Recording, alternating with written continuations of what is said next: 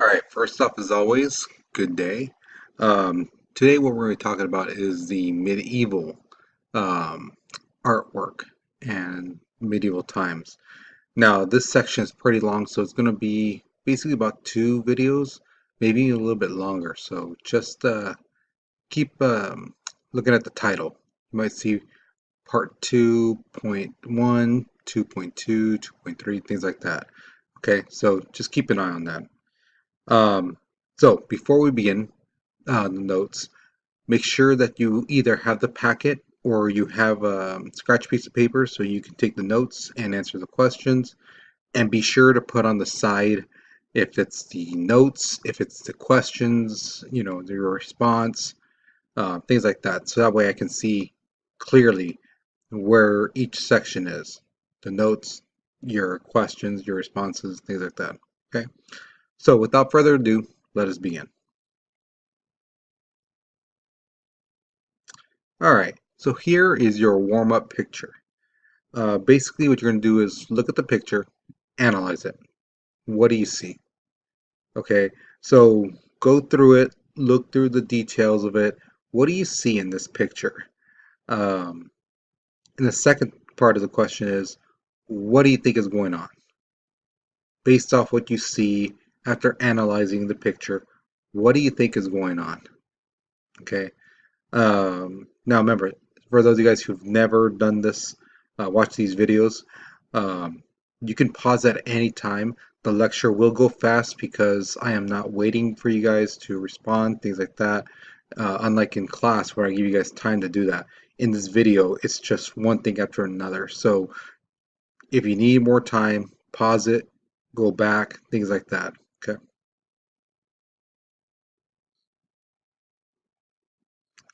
All right. So the medieval time era, usually it's considered to expand for about 1,000 years. The thing is, it started after the sacking of Rome, which is in 450 AD. Um, Now, if you weren't here for the first class, you might not know what AD means, and it means Anno Domini, which means in the year of our Lord.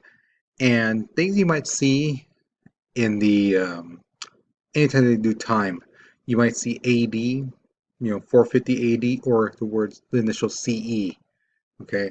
And CE means Common Era. All right, so that's what we're in right now, AD slash CE, okay? Um, and this medieval time would eventually lead to the Renaissance, and that's something we'll be talking about later on.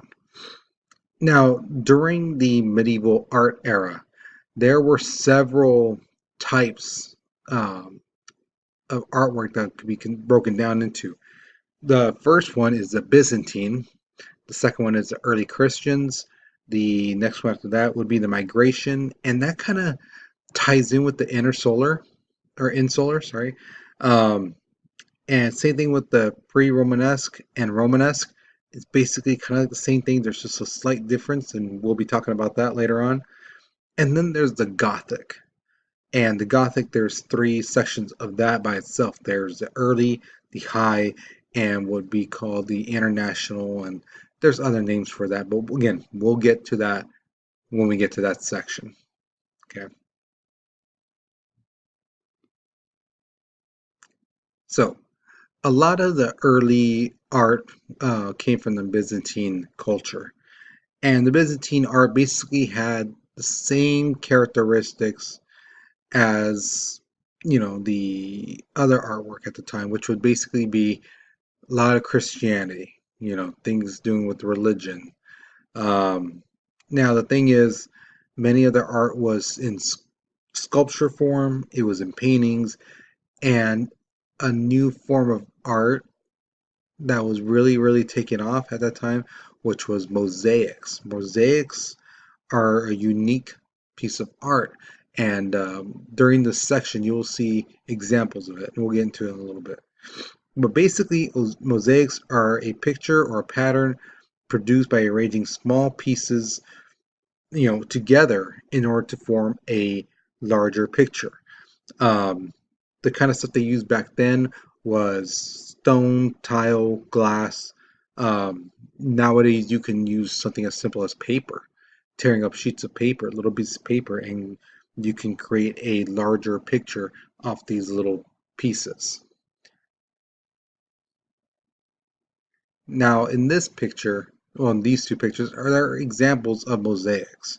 If you look at the one of the fish, if you can see that the blocks are very large, um, they're just there in the sequence, and it creates that fish-like um, figure. Now, the picture to your right, if you can't see it, just move back a little bit and you can see exactly what it is. You shouldn't have a problem seeing it, but just in case you do, take a step backwards, maybe even two, and you can see what the picture is of. And you can see the detail in that the work, the size of the bricks, the color, and look at the shape of it, how it goes around, and where it goes, down, and uh, you can notice a lot if you really, really pay attention to it, and you can see the formation of stuff, which would be like the eyes, the nose, the ridge of the mouth, and all that stuff. Um, so it's pretty unique how they make this type of artwork. All right, so here is your first question. The thing you missed out in class was I actually brought out a photo mosaic poster, and it's one that I have, and it's basically a bunch of little pictures from the movie Star Wars, and it made a large picture of Yoda. So, thing is, there's still mosaics done to this day, and that's why I wanted to know, why do you think mosaics are still created today? Okay. And my other question is, how confident are you that you yourself could create a mosaic piece of art? Now, again, you don't necessarily would have to use tile or glass, marble or whatever. It could be something as simple as paper. Just tear it up and uh, form it to create another picture. All right. So go ahead, answer those questions, and when you're finished, well, again, I would suggest that you pause so that you can write out the answers to this. But once you're finished, unpause it because the notes are coming again.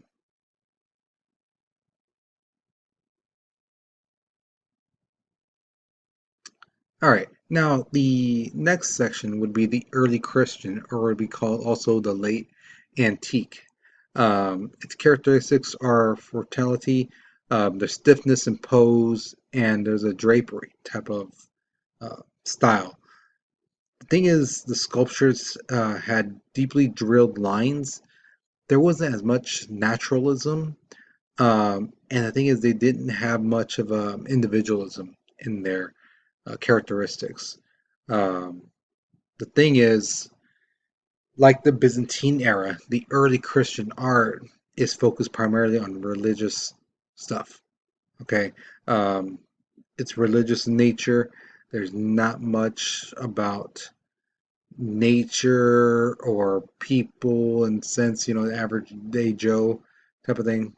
There's not much of that.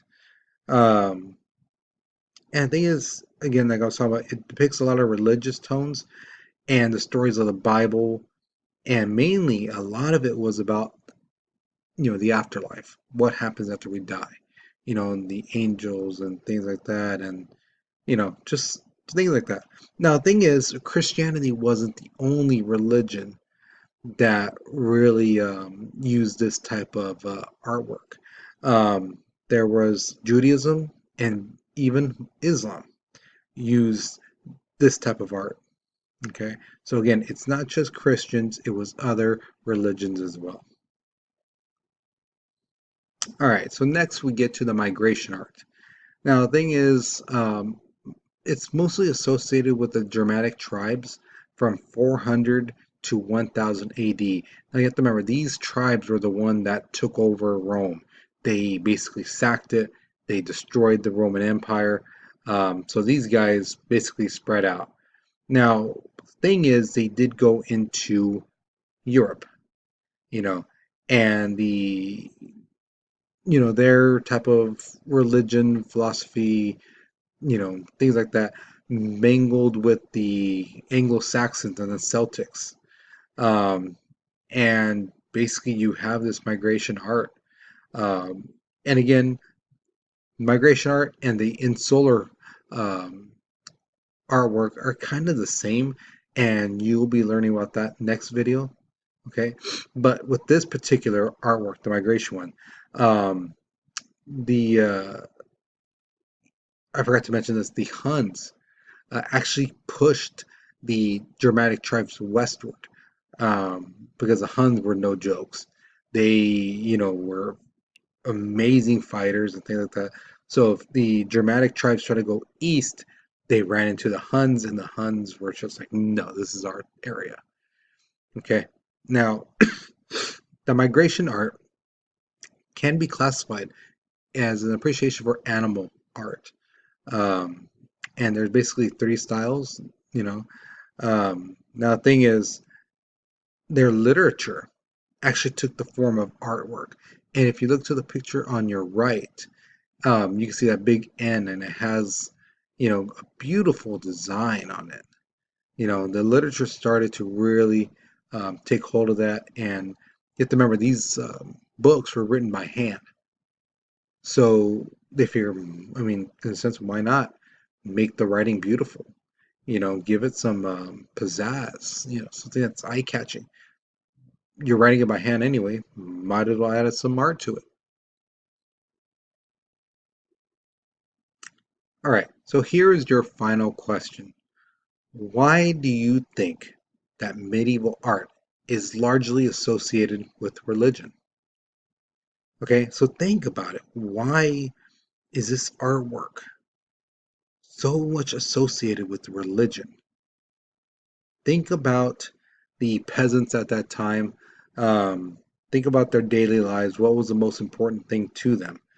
Um, if you recall your world history class, you should have an idea. If you've ever seen the movie like Braveheart and things like that, you'll have a remembrance of how the peasant people were treated as opposed to the nobles and the kings. That will really, really help you out. Okay, so that's the end of today's lesson. The next video will be um, 2.2, the continuation of the medieval arts. And that's where we'll get into the Insular and the Romanesque and the Gothic era. Okay, so again, once you're done with these notes, when you go back to class, make sure your name's on the paper. There is a basket near the door on the bookshelf. Just drop it there. Do not hand it in to me. I might lose it. I have a lot of papers on my desk. It's best to put it in that basket. Okay. So, with that being said, I hope you learned something new today. Hope to see you in class. And I know for sure we're going to learn some more interesting stuff. All right. So, have a good day. Take care and be safe.